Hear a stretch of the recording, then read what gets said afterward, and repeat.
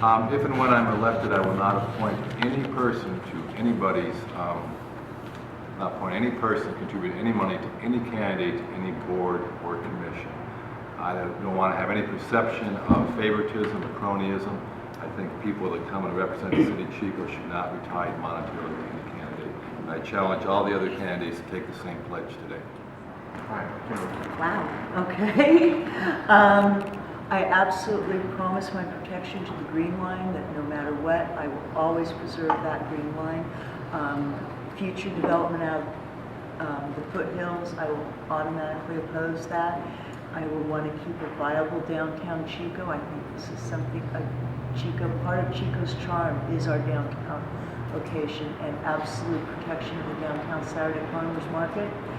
And I'll have to think about the other one. I think that there's a lot of people that want to serve on board and commissions and are sometimes put aside because they have not given those donations and stuff. So that's an interesting question that you raised there.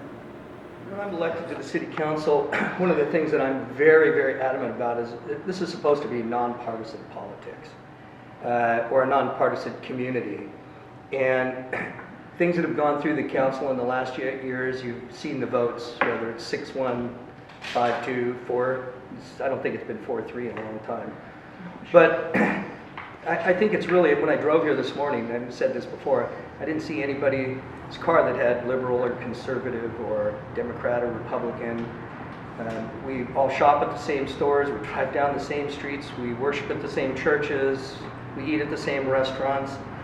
And it starts from the top. As an ex-professional baseball player who's been playing ball for 50 years, nobody on the team, and that's what it is, it's supposed to be a team, starts at the top. And the 7 people that are on that team up there are the ones that really need to send a signal of there's some 7-0 votes, but mostly it's not. It's mostly who has the power of 4. That's how everybody says if you've got 4, you can push through any agenda you want.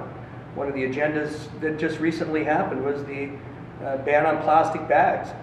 It's not that that's not important. There were more important issues than that. And I would really push to try to push the council members to be able to work together as a 7-0 vote to send that signal to the public and saying, look, we're doing the best that we can to make sure that we're covering everybody here, not just a select few on one side or the other. This side thing is really getting kind of, where the biggest segment of voters now are the decline to state and independence. It's not Democrats or Republicans. So that's what I would really push for, is that continuity of the team concept of working together from the top.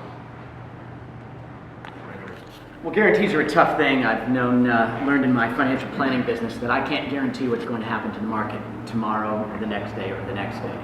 All I can guarantee is my work ethic and my responsibilities will be adhered to. So the things that I have dedicated my life so far to and my activities in the community to date are really what I'm promising. That's protection of the gold line, that's protection of the green line. In terms of your requested pledge, Dave, I think it would be irresponsible to dedicate or demand or insist or promise that I won't have a certain person on the commission, whether they've given me money or not. I think your heart's in the right place, and I recognize that contributions are important and they complicate conflicts of interest. But with a spending cap of $500, where a majority of my contributors are in the neighborhood of $50, I don't think anyone's contributing to my campaign in order to effectuate a business process, or if they are, probably $50 is a little bit more money than I'm expecting it to be. It's still significant, but it's not something that I think is going to be swaying public opinion. So the promises that you get from me are the dedication and responsible behavior of somebody on the council, and I will work hard towards the things that I'm saying. Pension reform, I promise I will do everything I can to reform pensions in this community. Yeah, when I'm elected to city council, I will make sure to hold the finance department's feet to the fire when it comes to providing us with a transparent budget. You know, again, we have 239 different funds. We do not know what is going into each fund and what is coming out of each fund. There's no accurate records of that. Section 908 of our city charter says that the finance director shall provide us with a monthly budget that shows the receipts, disbursements, and fund balances. every single month to show the exact financial condition of the city. She has not done so since she was hired, and that's a requirement of her position as defined by the city charter, which can only be changed by the voters. So that's something that I've already been working on getting her done. In fact, we have a finance committee meeting tomorrow, where she's going to present the second iteration of this monthly budget, and hopefully it's correct. That's something that we need as taxpayers. We need to make sure that the city, that the people that we've elected, the people that we hire, are good stewards of our tax dollars. And the number one thing that a city needs to focus on is its budget, because everything that a city does is predicated on a sound budget. So that's the number one thing that I can absolutely guarantee that I will promise to focus on. Sean? Okay. I promise to represent the community and the families in it with the honor and respect they deserve. I will work hard to return the council's agenda to the city's mission statement: a safe place to raise a family, an ideal location for business, and a premier place to live. Part of that, I believe, is representing all views, at least working to understand them, working for a transparent budget and government, and working to fully fund public safety.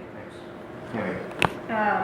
If elected to council, I promise that regardless of what the issue is, that I will approach it with an open mind. I won't come in with my mind already made up.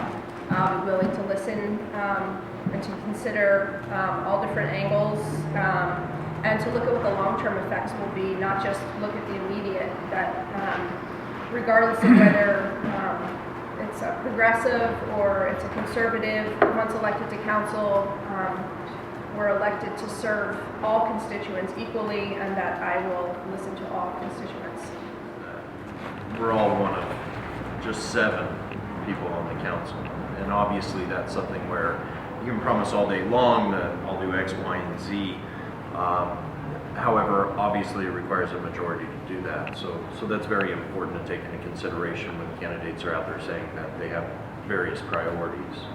I'm very glad to hear that everybody will bring open and accessibility to the council, and I think that's important as well, particularly to Chico, because we are a very diverse community. This community is made up of people like Dave was talking about. You know, we have such a variety in town, such a difference between and in our community of people and their backgrounds and their views, that we need council members who will at the very least listen to those views and allow to be a sounding board for the concerns of our citizens. So along those lines, I would say I will always be open and accessible to anybody in the community. Additionally, I would say that I'll be a champion of business here. I think it's very important, and it should be everybody's priority on the council to look towards our businesses, particularly in this economic downturn, and try to find a way that we can help them at every step.